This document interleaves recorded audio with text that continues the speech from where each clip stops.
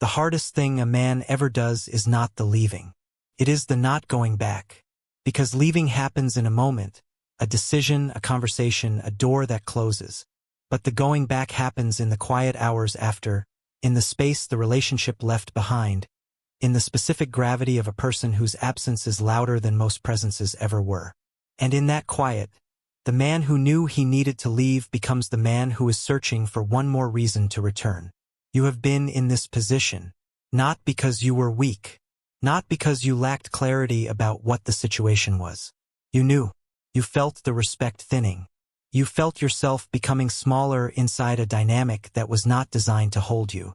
You saw the evidence and ran the analysis and arrived at the correct conclusion, and then stayed anyway. For another week. For another month. For as long as it took for hope to exhaust itself, which, in men who care deeply, takes considerably longer than it should. The problem was not that you couldn't see what was happening. The problem was that leaving required dismantling something you had spent real time building, a center of gravity, an emotional infrastructure, a version of your days that was organized around her. And dismantling that felt, in the specific mathematics of the soul, like loss rather than freedom. So you stayed and called it patience. You adjusted and called it growth. You tolerated what should have been intolerable and called it love. Staying in what is over is not devotion. It is the fear of emptiness dressed in the language of loyalty. This video will explain the exact mechanism that makes walking away genuinely possible. Not as a strategy, not as a performance, but as the irreversible act of a man who has finally returned to himself. What follows will be the clearest thing you have ever heard on this subject. You didn't stay because you lacked information. You stayed because leaving required something you hadn't yet built. The pattern is specific and almost universal in men who invest deeply. He knows the relationship has crossed a threshold. He knows the version of it that he first chose is no longer present, that what remains is the residue of something that was once real, sustained now by momentum rather than meaning. He knows. And still, every time he reaches the edge of leaving, something intervenes. Sometimes it is a good day, a glimpse of the version of her he fell for, a moment of warmth that feels like evidence the original thing is still in there somewhere. Sometimes it is guilt, the fear of causing her pain, the particular masculine discomfort with being the one who breaks something. Sometimes it is simply the emptiness he imagines waiting on the other side, the absence of her in his morning, in his evening, in the space that was built around her presence. These are not the same thing as love. They are attachment, a neurological and psychological dependency on the familiar, on the routine, on the person whose presence became the reference point against which all other conditions were measured. A man sits in his car outside a place she won't leave his mind, the restaurant they used to go to, the street they used to walk. He is not thinking about who she is now. He is grieving who she was. He is in pain not for the relationship that currently exists but for the version of it that existed before, a version that has been over for months and that his hope keeps insisting might return. He is not mourning a person. He is mourning a possibility. And mourning a possibility is the most efficient way to trap a man in a situation that no longer deserves his presence. The brutal contrast. The man who cannot leave has not failed at courage. He has failed to locate the place inside himself that exists independently of her. He has no floor that is entirely his own, and leaving requires a floor to land on. Understanding what that floor is, and why it is the only thing that makes walking away genuinely possible, is where this changes. The mechanism that keeps a man inside a situation he has already correctly diagnosed has a name. Identity fusion. It is not a clinical diagnosis. It is a structural description of what happens when a man, over time, allows his sense of self, his daily rhythm, his emotional reference points, his sense of being okay, to become so intertwined with a specific person that separating himself from her is experienced not as a decision but as a dismantling. When identity fusion is present, leaving is not a simple relational event. It is an identity crisis. The man who leaves is not just removing himself from a dynamic. He is removing the anchor of a self that was organized around that dynamic. And without that anchor, the disorientation is real, not weakness, not instability, but the natural consequence of having housed his sense of self in a structure that is no longer available. This is the mechanism that explains the behavior most men cannot fully explain in themselves. Why they return after deciding to leave. Why they reach back after establishing silence. Why the rational knowledge that the situation is over fails to produce the behavioral reality of actually leaving it. Contrast this with the man who walks away cleanly. He is not necessarily less emotionally invested.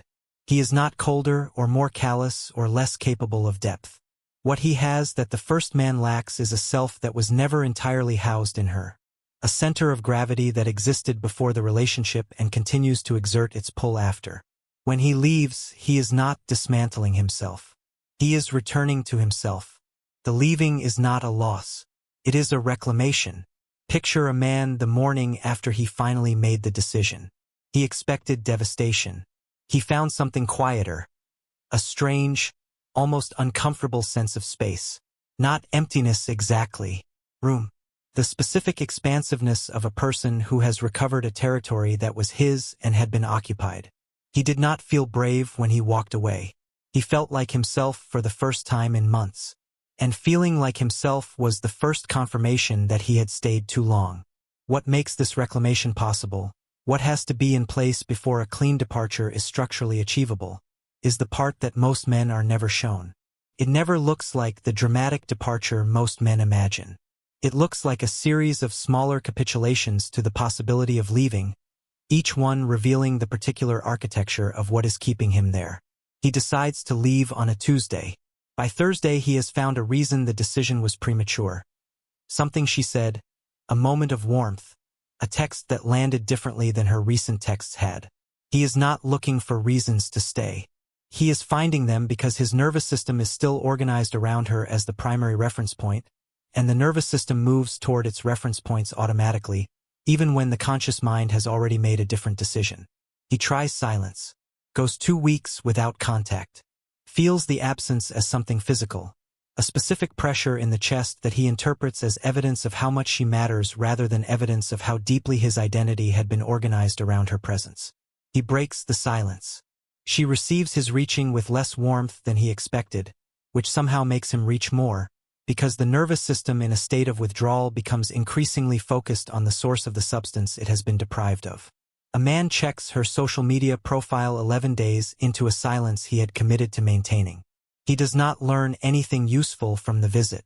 He does not feel better after it. He feels exactly what he felt before, except now he has also confirmed for himself that the silence he was building has a hole in it. He is not weak. He is unfurnished. His interior does not yet have enough in it to sustain him through her absence. The reframe. The inability to leave cleanly is not a love problem. It is a self-architecture problem.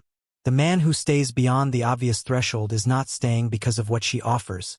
By the time the threshold is reached, she is often offering very little. He is staying because the alternative is an interior landscape he has not yet made habitable. Making it habitable is the entire work. And the work must begin before the departure, not after, because after the departure is too late for construction and too early for peace. What this means at the deepest level, what it actually reveals about the man who cannot leave, is the section that will not offer comfort. Here is the truth that most men avoid, and avoiding it is the reason they replicate the same pattern across different relationships with different women. The inability to walk away cleanly is not about her. It never was. It is about the precise degree to which a man has built his identity. His sense of being whole, his daily sense of self outside of himself. Inside a relationship. Inside the ongoing evidence of being chosen. Inside the comfort of a person whose presence confirmed that he mattered, that he was enough, that the interior he had never fully furnished was acceptable because she inhabited it with him. When she leaves, or when he should leave, the discomfort is not purely grief. It is the specific panic of a man whose interior is suddenly empty, and who discovers, in the silence of her absence, that he does not know what to put there instead. He did not stay for her. He stayed for the version of himself that required her presence to feel complete. That is the uncomfortable distinction, and it holds across the relationships of most men who have ever described themselves as deeply in love with someone they simultaneously knew was wrong for them. The depth of feeling was real. The specific object of that feeling was, in significant part, themselves, or rather, the version of themselves that the relationship had been allowing them to avoid becoming. Contrast two men at the end of relationships they have correctly identified as finished. The first man leaves and discovers that the departure was not a crisis but a return, to projects that had been postponed, to relationships that had been deprioritized, to a version of his days that was genuinely his. He walks into the emptiness and finds it furnished with things he had forgotten were his. The second man leaves and discovers that the emptiness is total. He had put nothing there. The relationship had been his entire interior. Picture the second man at 11 p.m., alone in a space that feels wrong because it has no her in it. Not because she made it right, but because her presence had been substituting for everything else he had not built. He is not suffering because the relationship ended. He is suffering because the relationship was his only evidence that he existed somewhere that mattered. You cannot walk away from someone you have never left yourself to walk toward. That sentence is where the real work begins. Not the work of leaving, the work of constructing an interior that survives her. That interior is not built in the aftermath. It is built now, before the departure, through the daily practice of becoming someone whose life does not pause while waiting for a relationship to give it meaning. The shift that makes walking away genuinely possible, not as a performance, not as a temporary discipline, but as the natural expression of a man who has recovered his own ground, is not something that happens on the day of the departure. It happens in the days and weeks before, in the quiet accumulation of decisions that say, "My life is real, it has requirements, and those requirements do not pause while I wait for this relationship to become what it was." The man who builds this shift does specific things. He returns to the work he had been deprioritizing. He re-engages with the people he had been managing less attentively because his emotional resources were flowing elsewhere. He reconnects with the physical discipline he had been irregular about. He rebuilds, incrementally, the version of his days that does not have her at the center. Not because he is rehearsing leaving, but because he is recovering his actual life. And as that life becomes more real, more occupied, more genuinely his, her absence becomes less total. Not because his feelings have diminished, but because his world has expanded back into the space she had colonized. The man who has a full life walks away from what diminishes it. The man with an empty life stays, because leaving would reveal the emptiness. Contrast the man who tries to leave from emptiness with the man who leaves from fullness. The first man keeps returning, because the alternative to her is a vacuum. The second man walks away cleanly, because he is walking toward something real, his own life already in progress. If this is landing in a place that goes beyond the intellectual, if you can feel, in what's being described, the shape of your own reluctance to move, stay with that. Because what follows names the specific cost of not making the shift, and the cost is higher than most men account for.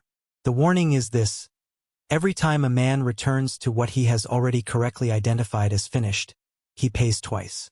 He pays the cost of the original situation, the continued erosion of his self-respect, the continued accommodation of a dynamic that does not serve him, the continued compression of his identity around someone else's emotional management.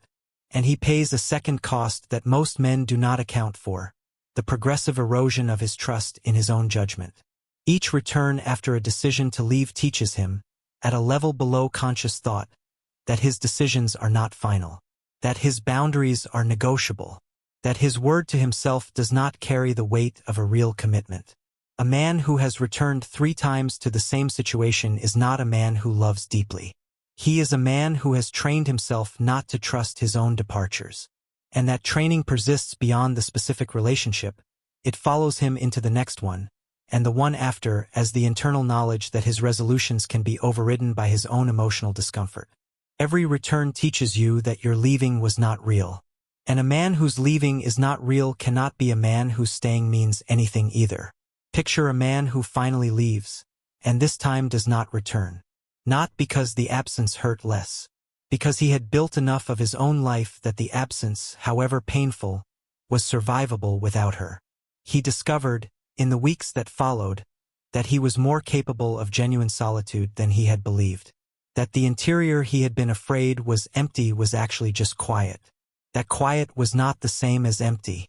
What becomes possible on the other side of a clean, final departure? One that does not come with a back door, one that does not include the contingency of maybe, is not automatic happiness. It is the return of self-trust, the knowledge that his word to himself holds. And that knowledge, once recovered, changes every relationship that follows. This is what walking away actually is, and what it actually requires. Not coldness. Not the hardening of feeling into the armor of indifference. Not the performance of not caring, which is simply caring in a different costume. Walking away cleanly, completely, without looking back. That is the act of a man who has rebuilt enough of himself that leaving does not require destroying what's left. A man who has located his own floor and discovered that it holds. A man whose interior is sufficiently inhabited that the space she occupied, however significant, is not the entire structure. That man does not leave in anger. He does not leave with a speech. He does not leave with the particular dramatic finality that signals he is hoping she will stop him. He leaves because the direction his life is moving does not include staying, and his life's direction, at last, is genuinely his. Walking away without looking back is not the sign of a man who loved too little. It is the sign of a man who finally loved himself enough. This is the distinction that changes everything. The man who cannot leave has not failed at decisiveness. He has failed at self-construction, at building, in the time before the departure, an interior rich enough to sustain him through the departure's aftermath. The correction is not more willpower. It is more life, more genuine occupation of his own existence, more investment in the things that do not require her participation to have meaning. If this channel has been handing you clarity that you haven't found elsewhere, the kind that names what is actually happening beneath the behavior rather than just the behavior's surface, subscribe. There is more of this coming. If you know a man who is currently inside the cycle, who has left and returned, who knows what he should do and has not done it, who is surviving the situation rather than leaving it, share this with him. He needs the mechanism named more than he needs encouragement. Leave a comment with this: what was it that finally made you leave? Not the event, not the fight, but the internal shift that made the leaving real? Because that shift, named honestly from memory, is what this entire video was built to describe. The door was always there. The man who could walk through it was the one you had to become first.